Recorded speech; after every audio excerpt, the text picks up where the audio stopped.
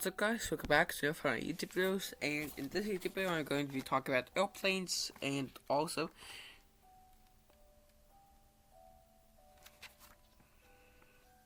if I can find it, YouTube. I'm also going to be talking about some YouTube content.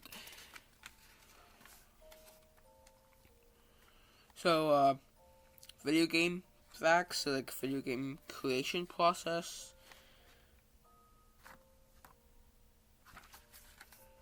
History of YouTube, that's something.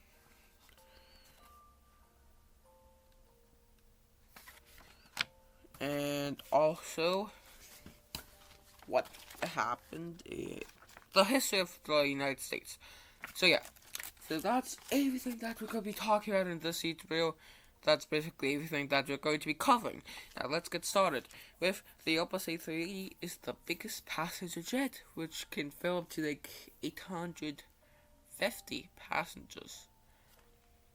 And also starting procedure for the Airbus A320. And also the Airbus A320 start procedure is complex and should only be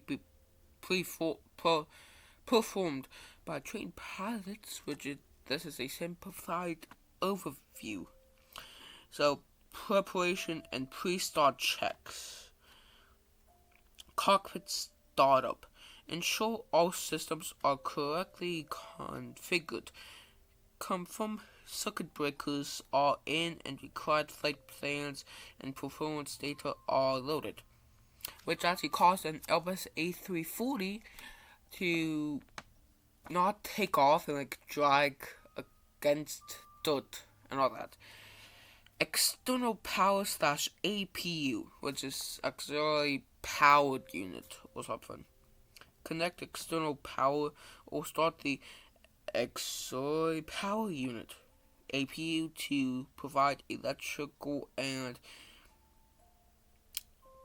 pneumatic power, which also causes the AC to kick in on at least most planes. Fuel system. Verify fuel quantity and configuration. Fuel pumps are activated. Hydraulic systems. Confirm hydraulic systems are pressurized.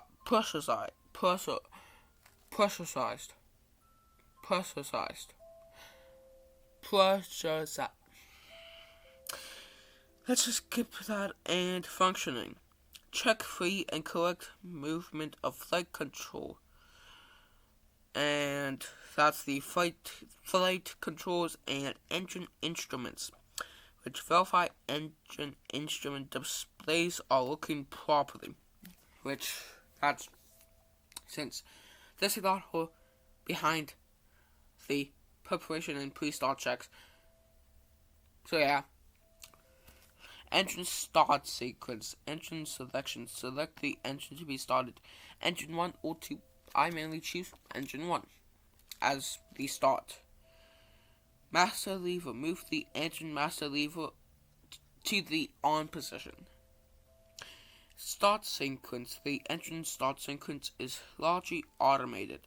The VADEC, which is a fully authority digital engine control system, manages the start process. This includes igniters, fuel flow, and starter engagement.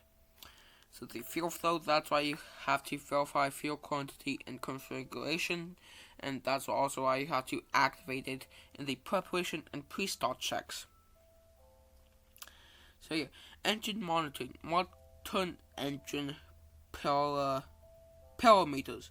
So N1 EGT oil pressure during the start sequence. Confirm they are within normal ranges. Stable idle. Once the engine reads stable idle, disengage the starter and verify stable operation, and repeat the same process for the other engine. So yeah, that's just a simplified overview.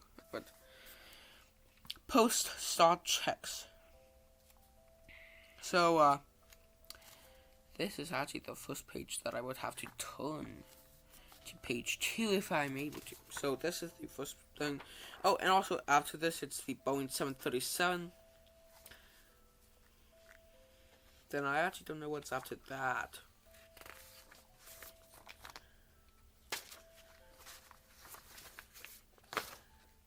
Oh, after that is a history of airplanes. So let's get the post-start checks. Engine instruments. Verify engine parameters are within normal operating ranges. Bleed air. Confirm bleed air configuration for air conditioning and pressurization. Electrical system and hydraulic system. Check electrical system and hydraulic system for the configuration, pressures, and operations, and also ensure generators are online for the electrical system. Now let's go to the flight control check. We confirm flight control movement and response. So that's that. And obviously a disclaimer that this is a highly simplified overview. The actual Airbus A320 start procedure involves numerous detailed steps and checklists. It is crucial to follow official aircraft manuals for and training for accurate and safe operation. Now let's get to the Boeing 737 start procedure overview. The Boeing 737 start procedure is complex and requires specific training. This is a simplified overview and should not be used as a substitute for official training manuals. Preparation and pre-start checks. Cockpit setup. Ensure all systems are correctly configured. Confirm circuit breakers are in and required flight planes and performance data is loaded. External power / APU. Connect external power or start the APU to provide electrical and pneumatic power. Fuel system. Verify fuel quantity and configuration. Fuel pumps are activated, which is basically a Navy single plane. Except for some that don't have fuel pumps, but Aviator aircraft has to have it. Hydraulic systems. Confirm hydraulic systems are pressurized and functioning. Flight controls. Check free and correct flight movement of flight controls.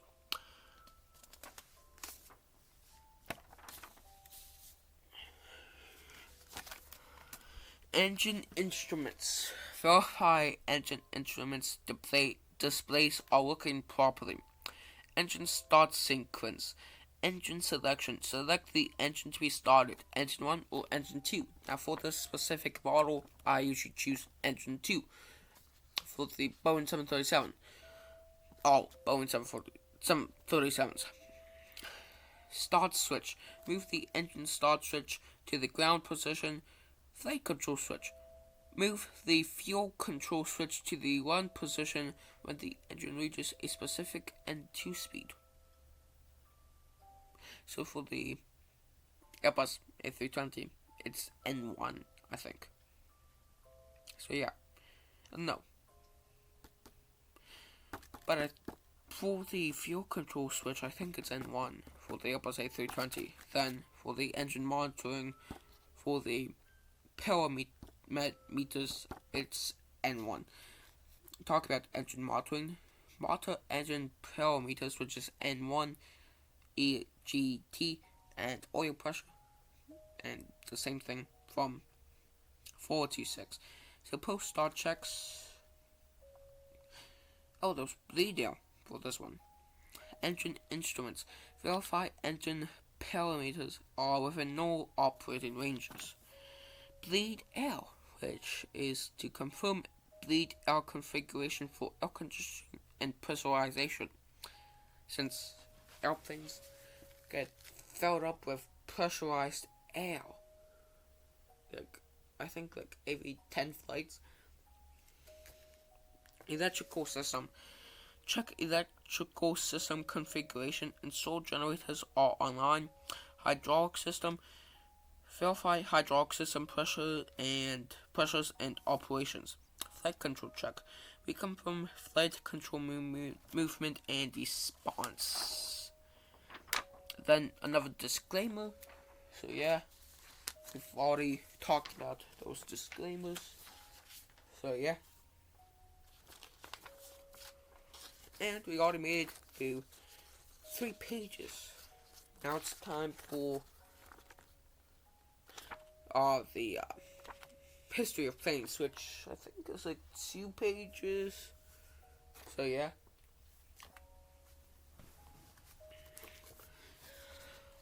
Here is a brief overview of the history of airplanes, early attempts and pioneers. Early ideas about flight date back centuries, with figures like Leonardo da Vinci sketching flying machines. The first untethered main hot air balloon flight was achieved in 1738 by the Montgolfier brothers in France. Throughout the 19th century, numerous inventors experimented with gliders and powered flight. Key figures included Sir George Carey, which is often credited as the father of aviation. The Wright brothers and the first powered flight, so technically the Wright brothers are credited for actually creating flying, or at least by the powered flight. So the Wright brothers achieved the first sustained, controlled, and powered flight on December 17, 1903 in Kitty Hawk, North Carolina. The aircraft, the Wright Flyer, marked a monumental milestone in human history. Early aviation development. The years following the Wright brothers' success saw rapid advancements in aircraft design and tech. World War I accelerated aviation developers as airplanes become essential tools for reconnaissance and combat. Barnstormers and airshow popularized aviation in the 1920s. So basically anything from 1903 to 1914, that's just new, everything new about aviation. 1914 to 1918, early fighters, so like early fighter jets and all that. But there weren't any fighter jets in World War I. 1918 to 1935. Not that much happened in aviation, but from 1935 to 1970s, a lot happened in there. So yeah, then 1970s to now, still a lot happened. Golden Age of Aviation. The 1920s and 1930s are often referred to the Golden Age of Aviation. Significant milestones included Charles Lindbergh's solo transatlantic flight in 1927. Commercial aviation began to emerge, with airlines establishing routes and offering passenger services. World War II and Jet Age. When was the Jet Age, actually?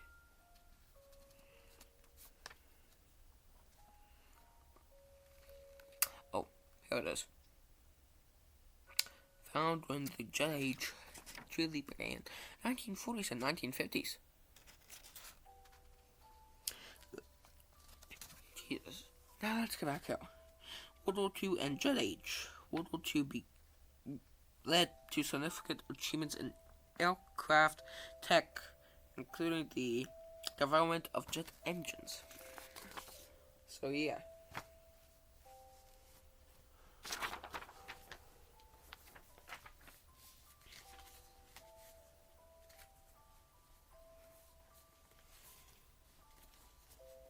Just keep it right there.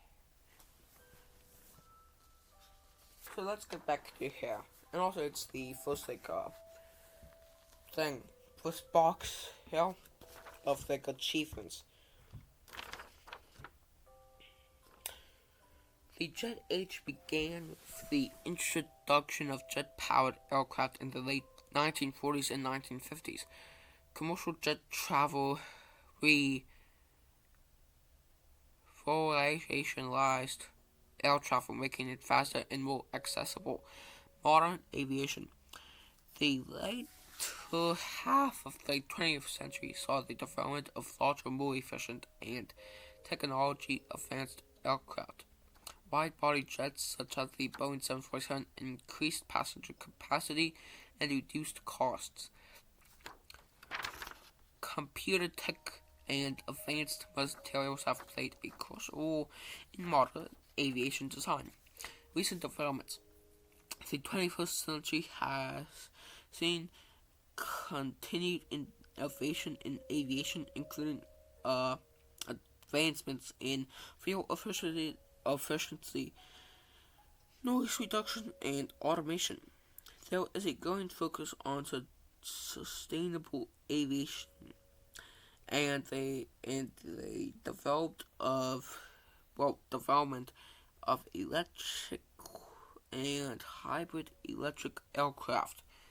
And the key moments was the first hot air balloon flight. We already talked about that, and also from we already talked about the 1883, the 1903, 1927, and late 1940s. But in 1970, the Boeing 747 introduction, and the 21st century focused on sustainability.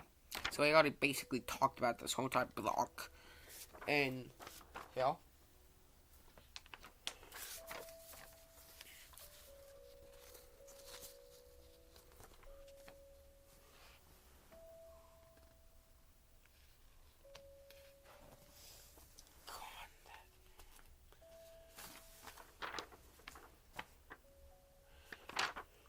And there was another block here, but it's just the introducing electric and hybrid electric technologies, which hasn't been achieved yet. So it's basically a useless block here. Here is a brief overview of the history of Boeing, which it was created in 1916 by William Boeing in Seattle, Washington. And also the expansion was developed U.S. military during World War I for like aircraft, and also expanded into commercial aviation in the 1920s and 1930s. And also pioneered the development of all-metal aircraft and passenger airliners. So also it advanced a lot in World War II and post-war growth because it kept making airplanes for the U.S. Army.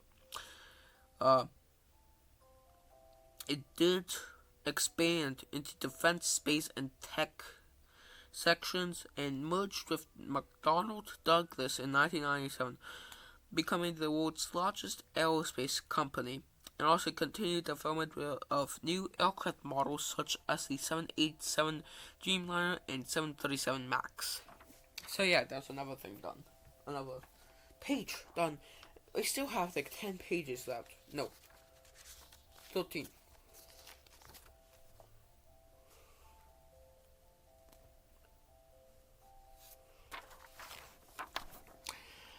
And also it faced challenges related to the production issues, safety concerns, and competition. And also remains a major player in the aerospace industry. Obviously, it's one of the largest companies. It's been like 100 years since it started. Here, so we already got another block. 1916, the beginning, 1920s to 1930s, which when it was creating like early aircraft, like I think the Boeing 707 and 717, and also the I think there was like a 230 or something. So yeah, and World War II, they still produced a lot in World War II. Late 1950s was actually the introduction of the 707. and also 1969 introduction of the 747. So I got that on. 1997 merger with McDonnell Douglas, and recent years development of new models, so the 787 and 737. And here is a brief overview of the history of Airbus. It started in 1970. So after the 747 was created, the founding companies were from France, Germany, and later Spain and the UK.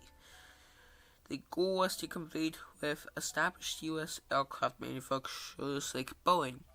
Airbus's first aircraft, the A300, was the world's first twin-aisle, twin-engine wide-body airliner. So yeah, now let's go to the growth and innovation when I get to that page.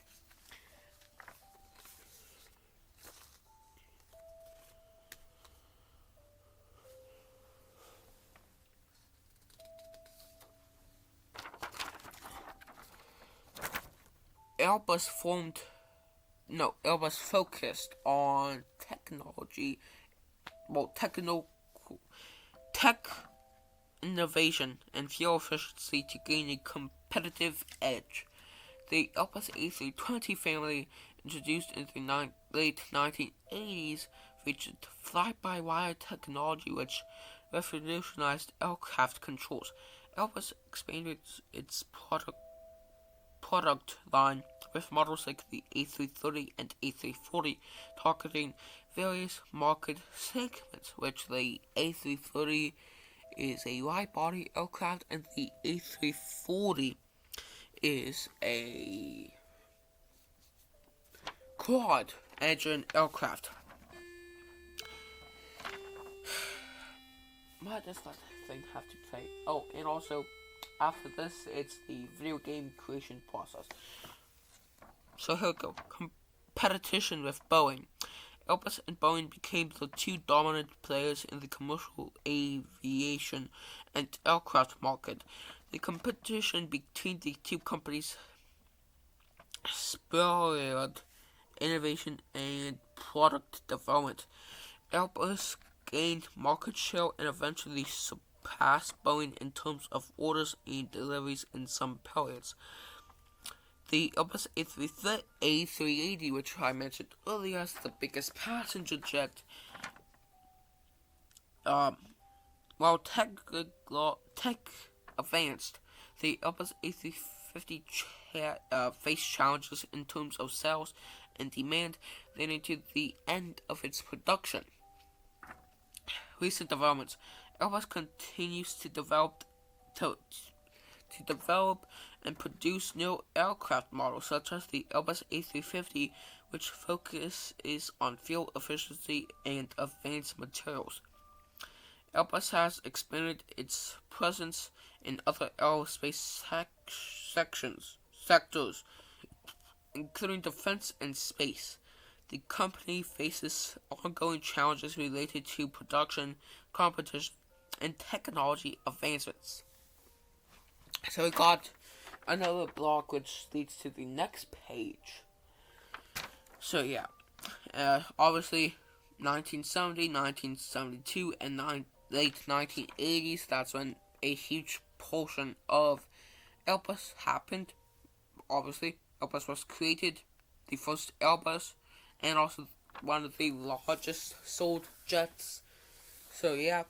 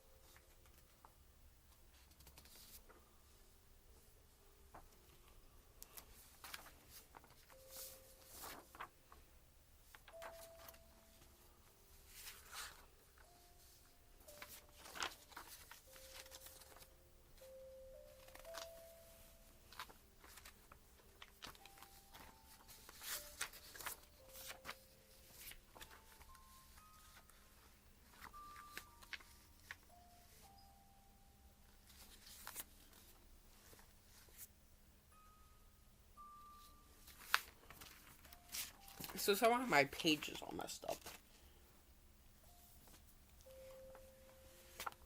So I'm just going to put that right there.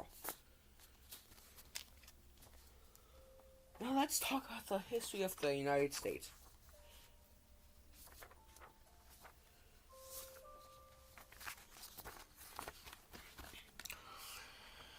Here's a brief overview of the history of the United States pre-colonial era. Indigenous people inhabited North America for thousands of years before Europeans arrived, establishing diverse cultures and societies, whatever that is. Colonial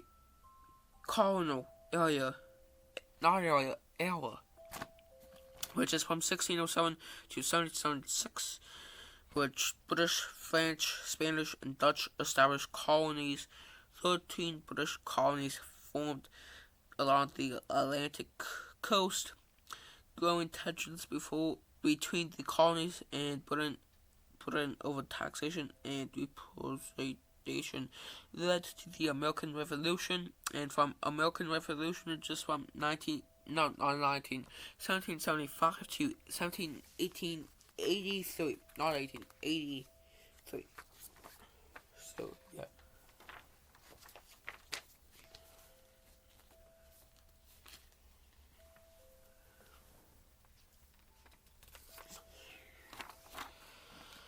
The colonies declared independence in 1776. The Revolutionary War resulted in American victory and British recognition of United States independence. The Republic, which is from 1789 to 1860. So almost 100 years.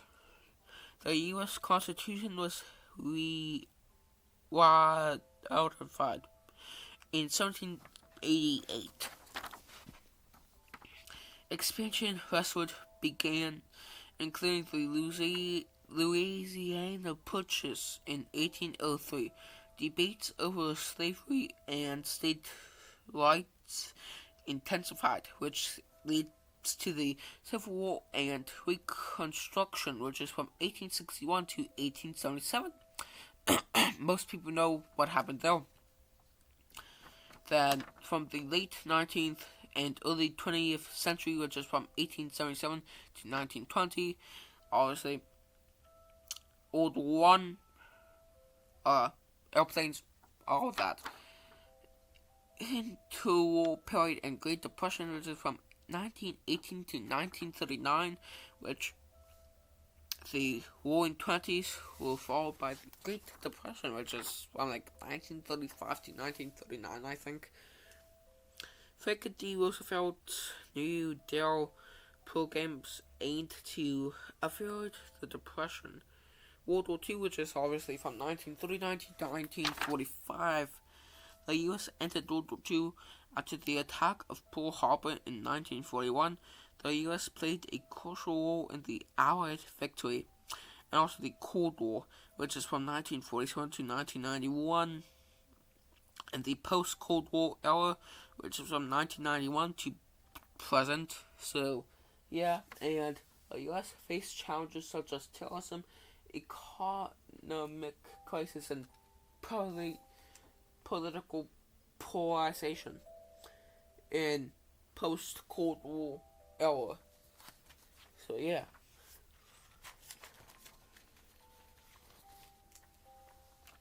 Oh, that was that. Let me take a thumbnail.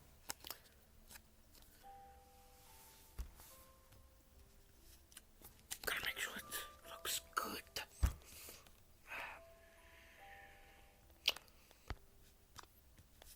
Well, that's gonna be the end of this YouTube video, and bye.